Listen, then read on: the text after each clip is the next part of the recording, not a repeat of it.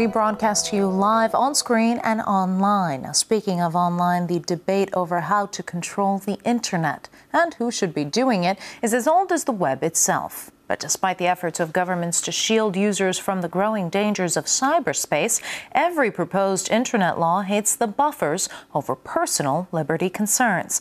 Lucy Kafanov reports. It's hard to argue against protecting young ones from dangers like child pornography.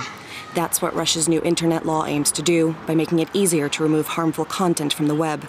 It gives the government new powers to blacklist pages, even entire domains, bypassing the courts. But critics say it could be used for altogether different purposes. Russia's Wikipedia was one of several websites to go dark in protest. Using this law to protect children means blocking access to information for everyone, including adults. That's not protection, that's censorship. Great Britain, United States, France, Germany. Lawmakers say the bill is on par, even weaker than what's on the books elsewhere. But for online activists, countries like the US or Britain are case studies in how not to regulate the web.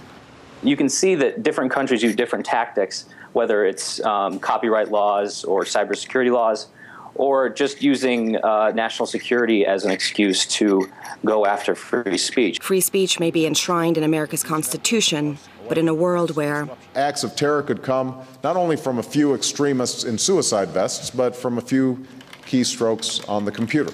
The keystrokes of U.S. citizens are increasingly under suspicion. If you see something, say something. According to these FBI flyers, anyone with a passing interest in personal data security could be a potential terrorist. Report suspicious activity to local authorities.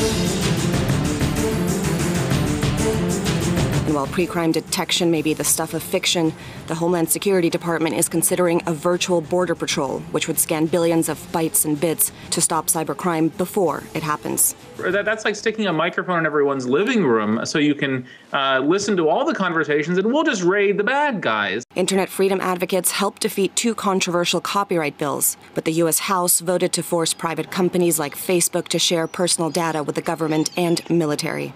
When it comes to protecting our civil rights and civil liberties, we don't usually give government a blank check.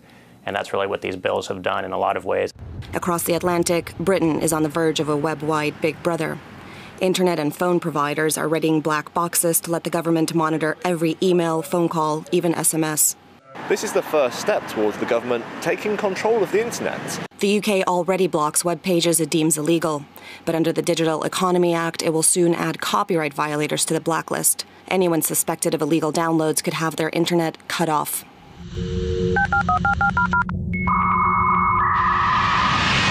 The war over how and who should control the internet may have been inevitable. You're saying to yourself, well, now I understand this internet concept, this internet concept a little better, but it's one of the biggest challenges facing governments of today. No matter how well-intentioned, regulations will always be subject to criticism, and treading the line between security and censorship, well, it may be harder than it seems. Lucy Kafanov, RT.